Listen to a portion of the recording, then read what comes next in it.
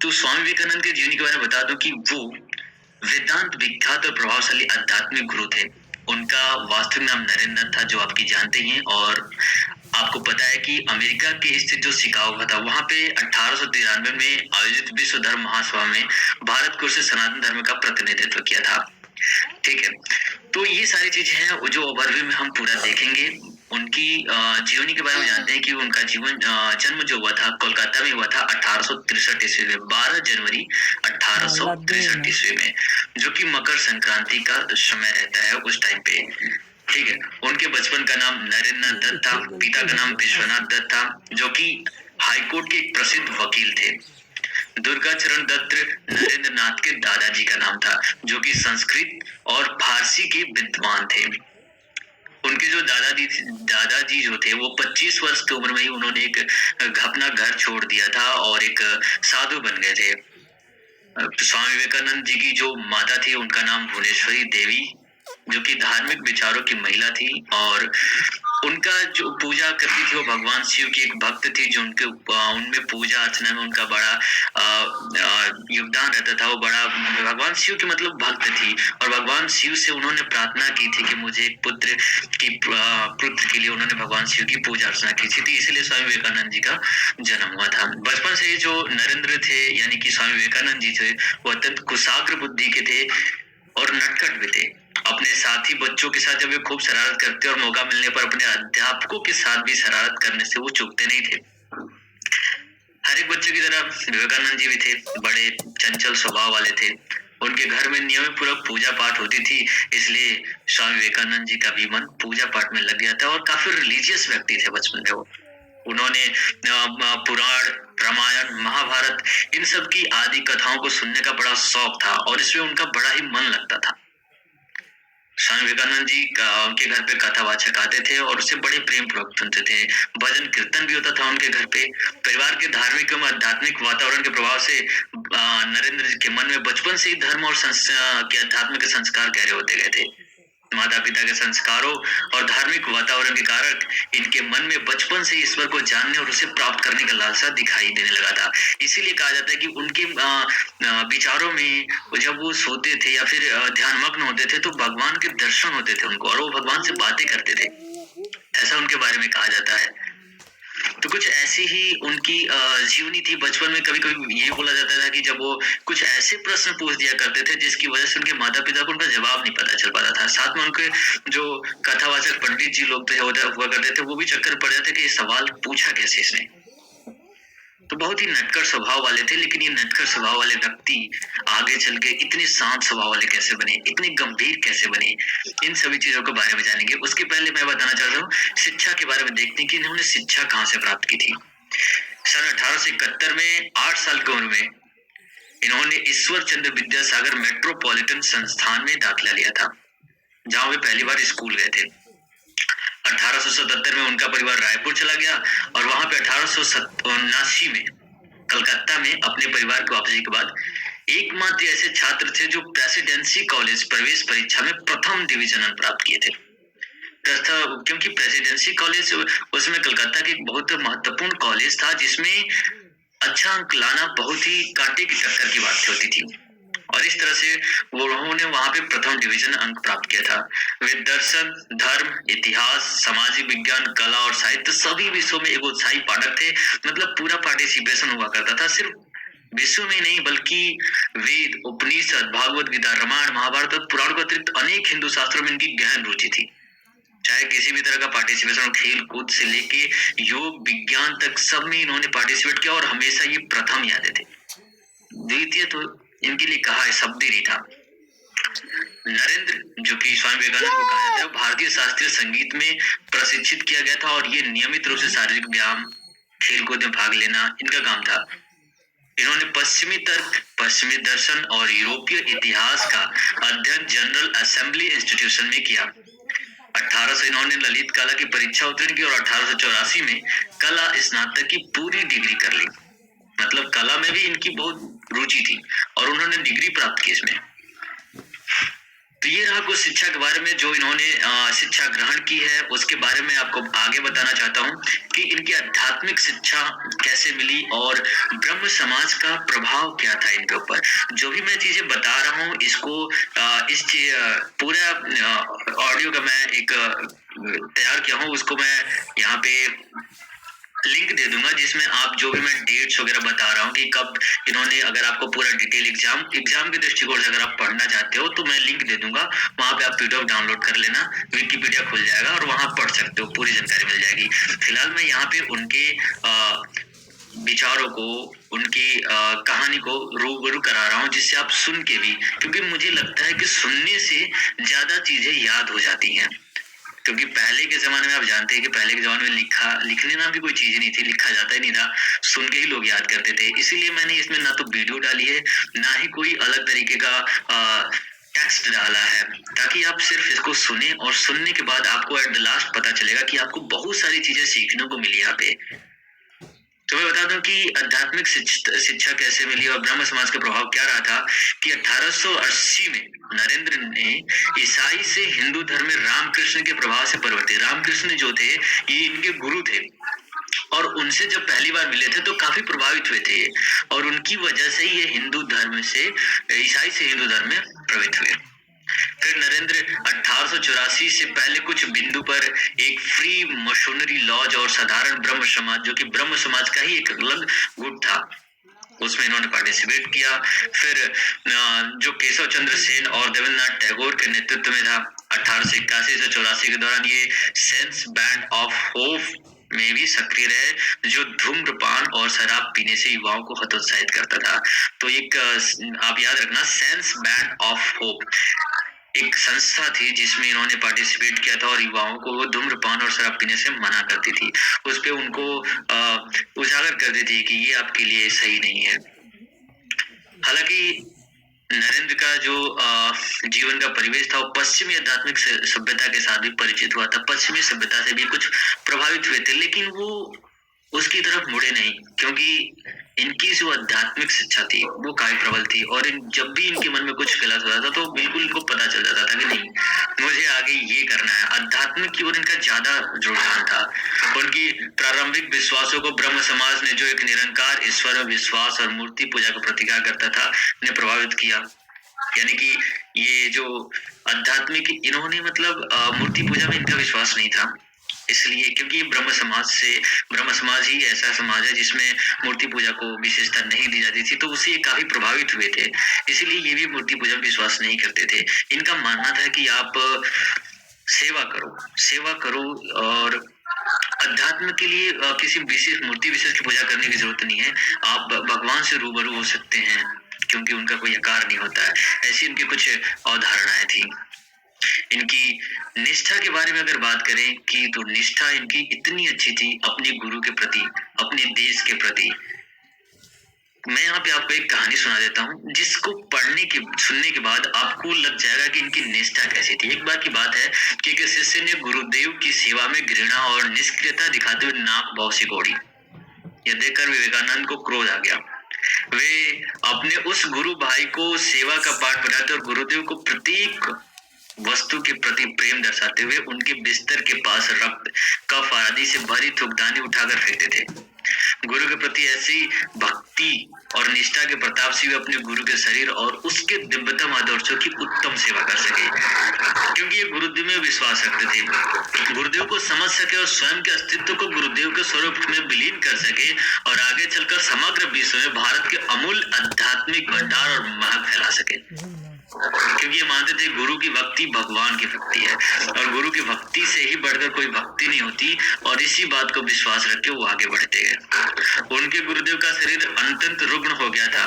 गुरुदेव के शरीर के त्याग के दिनों में अपने घर और कुटुंब का नाजुक हालत और स्वयं के भोजन की चिंता किए बिना ही वो गुरु की सेवा करते रहे थे। उनको इस बात की चिंता नहीं थी कि मैं क्या खाऊंगा, लेकिन वो गुरु की सेवा करते थे। इस तरह के थे नरेंद्र। उनके सम्मेलन और भाषणों की बात करें तो उनके भाषणों में सुनने वाले लोग मंत्रमुग्ध हो जाते थे।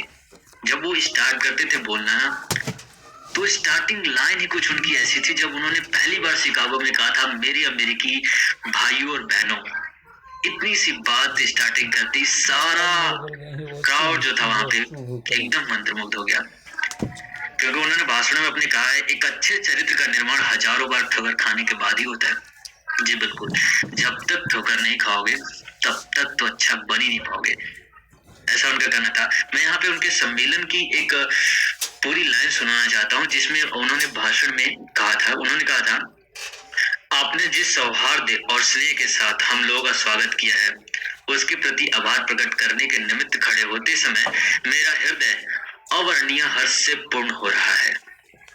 ये उनकी पहली लाइन थी जब शिकागो में वो बोल रहे थे।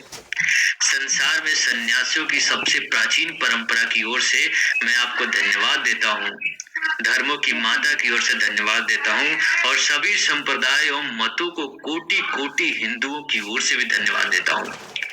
तो उन्होंने अपने हिंदुइज्म को बरकरार रखते हुए पूरे विश्व में उन्होंने इस अपने हिंदुइज्म को बताया, सबको अपने भारत की एक छवि दिखाई उन्होंने शिकागो में जाके, जिससे लोग काफी प्रभावित हुए। हालांकि शिकागो में जब वो गए थे तो वहां पे इन्हें भाषण देने के लिए बहुत मतलब इनका नंबर ही नहीं आ रहा था। आगे में उनके भाषणों में जो अक्सर वो बोला करते थे, श्लोकों को बोला करते थे। श्लोक का मतलब आप जानेंगे तो बहुत अच्छा लगेगा आपको। देखिए उनके श्लोक जो थे कि रुचिनाम वैचित्या कुटिल नापथ जो शाम निर्णाम एको गम्यस्तमसी पैसा मर्म जीव, अर्थात कि जैसे विभिन्न नदियां भिन्न भिन्न स्रोतों से निकलकर समुद्र मिल जाती हैं, उसी प्रकार हे प्रभु भिन्न भिन्न रुचि के अनुसार विभिन्न टेढ़े मेढ़े अथवा सीधे रास्ते से जाने वाले लोग अंत में तुझ में ही आकर मिल जाते हैं। भगवान के प्रति आस्था प्रबल थी उनकी, कि उनकी सोच ऐसी थी कि जैसे नदियां विभिन्न विभिन्न रास्तों से जाकर समुद्र में ही आखिरी मिलती, वैसे व्यक्ति चाहे जो काम करता हो अंत में उसको वहीं जाना है। दूसरे श्लोक में वो कहते हैं, ये यथा मां प्रपद्यन्ते तास्तैव भजाम्यहम् मम वर्तमान वर्तन्ते मनुष्य पार्थ सर्वश, अर्थात जो कोई मेरी ओर आता है चाहे किसी प्रकार से हो, मैं उसको प्राप्त होता हूँ। लोग भिन्न मार्ग द्वारा प्रयत्न करते हुए अंत में मेरी ओर ही आते हैं। ये कहा करते थे वो भगवान के प्रति, इतनी आस्था थी प्रबल उनकी भगवान से। सांप्रदायिकता, हठ धर्मिता और उनकी विवस्त वंशधर धर्मता इस सुंदर पृथ्वी पर बहुत समय तक राज्य कर चुकी है। वे पृथ्वी को हिंसा से भरती रही हैं, वह उसको बारंबार मानवता के रक्त से नहलाती रही हैं, सभ्यताओं को ध्वस्त करते हुए पूरे के पूरे देशों को निराश के गर्त में डालती रही हैं। इन सारी चीजों के लेके उनके काफी संकोच में रहा करते थे कि इन सभी चीजों से कैसे इनको हटाया जा सके। जो संसार में इतने सारे रक्त रंजित हुए लोग हैं, ध्वस्त होती हुई सभ्यताएं हैं, उनको कैसे फिर से उजागर किया जाए। तो वो कहते थे कि अब समय आ गया है, अब समय आ गया है कि मैं उसको पूरा करूं। इसीलिए वो जन जागरण में युवाओं में जोश भरने का काम करते थे। और अब उनका समय आ गया था। मैं आंतरिक रूप से आशा करता हूं कि आज सुबह इस सभा के सम्मान में जो घंटा ध्वनि हुई है वह समस्त धर्मदंता का लतवार या लेखनी के द्वारा होने वाले सभी उत्पीड़नों का तथा एक ही लक्ष्य के अग्रसर होने वाले मानवों की पारस्परिक कटुता का मृत्यु निनाशित होगा। तो सम्मेलन में उन्होंने अंत में यही कहा गया था कि अब समय आ गया है कि इन सभी चीजों को खत्म किया जाए। उनकी यात्राओं के बारे में बता दूं कि ये जो फोटो मैंने लगा के रखी है, यहाँ पे वो जब शिकागो में गए थे तो वहां पे सम्मेलन के दौरान वो बैठे हुए थे, तो यहाँ पे उनकी ये फोटो लगाई गई है। जब वो 24 वर्ष की अवस्था में थे तो उन्होंने गेरुआ वस्त्र धारण कर लिया था 24 वर्ष की अवस्था में। उसके बाद वे पैदल ही भारतवर्ष की यात्रा करने लगे, पूरे भारत भ्रमण पे गए। इसके बाद 21 मई 1893 को अपनी यात्रा शुरू की और जापान के कई शहरों जैसे Nagasaki, Kobe, Yokohama, Osaka, Kyoto और टोक्यो समेत कई राज्यों में वो शहरों में वहां के जापान के भ्रमण किए। तो उसके बाद वो चीन और कनाडा होते हुए अमेरिका के शिकागो में 1893 में पहुंचे थे। वहां पे विश्व धर्म का सम्मेलन हो रहा था, जहां पर स्वामी विवेकानंद उसमें भारत के प्रतिनिधि के रूप में पहुंचे थे। यूरोप और अमेरिका के लोग उस समय पराधीन भारतवासियों को बहुत ही हीन दृष्टि से देखा करते थे। तो स्वामी विवेकानंद भी वहां पे गए थे, तो इनको भी कुछ वैसे ही ट्रीट किया गया था वहां पे। परंतु एक अमेरिकन प्रोफेसर थे जिन्होंने इनको थोड़ा समय दिया बोलने के लिए। हालांकि वहां के जो दूसरे लोग थे वो उनको समय देना ही नहीं चाहते थे कि वो कुछ बोले, लेकिन एक अमेरिकन प्रोफेसर के द्वारा इनको समय मिला बोलने के लिए। और जब इन्होंने बोलना शुरू किया तो उस परिषद में उनके विचार सुनकर सभी विद्वान चकित हो गए। फिर तो अमेरिका में उनका अत्यधिक स्वागत हुआ। वहां उनके भक्त का एक बड़ा समुदाय बन गया। 3 वर्ष वो अमेरिका में ही रहे वहां पे, और वहां के लोगों को भारतीय तत्वज्ञान और अद्भुत ज्योति प्रदान की। उनकी व्यक्तित्व, शैली तथा ज्ञान को देखते वहां के मीडिया ने उन्हें साइक्लोनिक हिंदू का नाम दे दिया। अध्यात्म विद्या और भारतीय दर्शन के बिना विश्व अनाथ हो जाएगा, यह स्वामी विवेकानंद का दृढ़ विश्वास था कि अगर अध्यात्म नहीं रहेगा, भारतीय दर्शन का ज्ञान नहीं रहेगा, तो विश्व बर्बाद हो सकता है। अमेरिका में उन्होंने रामकृष्ण मिशन की अनेक शाखाएं की स्थापना की थी। अनेक अमेरिकी विद्वानों ने उनका शिष्यत्व ग्रहण भी किया था। वे अपने को गरीबों का सेवक कहते थे। भारत के गौरव को देश देशांतर में उज्जवल करने का उन्होंने सदा प्रयत्न किया था। जहां भी जाते वो भारत की गौरव गाथा गाया करते थे, भारत के बारे में बताते थे, अपने देश को आगे करके रखते थे हमेशा। तभी तो उनके योगदान के बारे में जानते हैं कि उनका योगदान क्या रहा था भारत के बारे में। उनकी यहाँ पे मैंने जो फोटो लगा के रखी है उसमें वो गेटवे ऑफ इंडिया के एक मूर्ति स्थापित की गई है, उसकी ये तस्वीर है। और उनका योगदान मुझे बताने की जरूरत नहीं है, वो तो सबको पता है कि वो 39 वर्ष की उम्र में जो उन्होंने इतने छोटे काल में जो काम किया ना, वो आदमी का 100 साल की उम्र में भी करना मुश्किल। इसीलिए कहा जाता है ना कि जिंदगी लंबी नहीं बड़ी होनी चाहिए, और बड़ी थी जिंदगी इनकी, स्वामी विवेकानंद जी की, जो मेरे सबसे आइडल पर्सन है। और मेरे ख्याल से हर युवा का भी एक आइडल व्यक्ति होना ही चाहिए, क्योंकि इन्होंने जो किया इनकी उम्र का व्यक्ति शायद ही कर पाता है। 30 वर्ष की आयु में स्वामी विवेकानंद ने शिकागो अमेरिका के विश्व धर्म सम्मेलन में हिंदू धर्म का प्रतिनिधित्व किया, 30 वर्ष की अवस्था में, और वो भी सार्वभौमिक और सार्वभौमिक पहचान दिलाई भारत को। उनके गुरुदेव रविन्द्रनाथ ठाकुर ने एक बार कहा था कि यदि आप भारत को जानना चाहते हैं तो विवेकानंद को पढ़िए। जी बिल्कुल, अगर आप भारत को जानना चाहते हैं तो विवेकानंद को पढ़िए, ऐसा उन्होंने कहा था। उन्होंने कहा था कि उनमें आप सब कुछ सकारात्मक ही पाएंगे, नकारात्मक कुछ भी नहीं है, कुछ भी नहीं है नेगेटिव।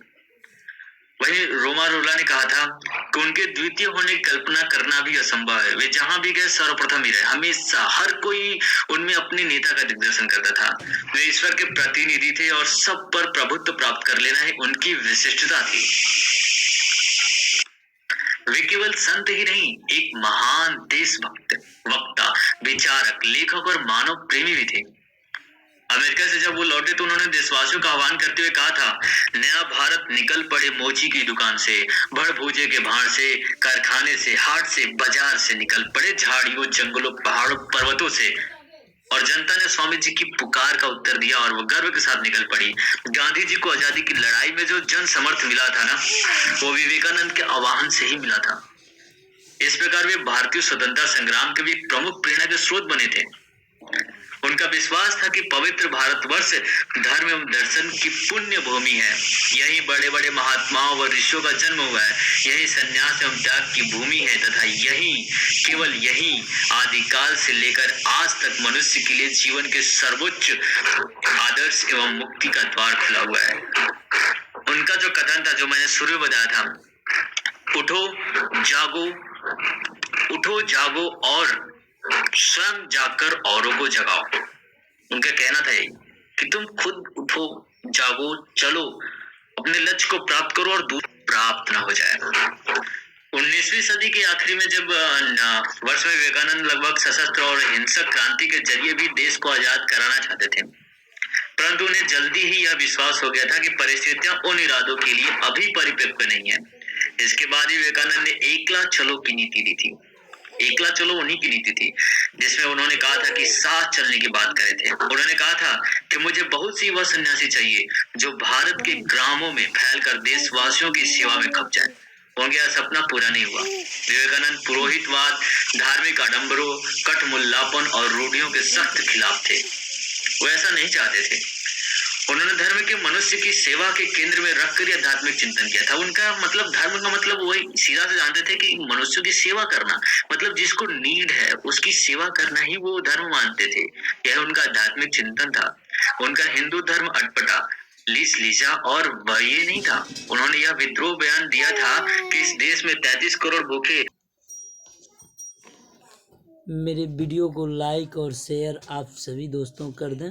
स्वामी विवेकानंद की कैसी कहानी लगी आप सब ज़रूर कमेंट करें। मेरे फेसबुक पेज और यूट्यूब चैनल पे दोनों पे कमेंट करें आप सभी भाइयों।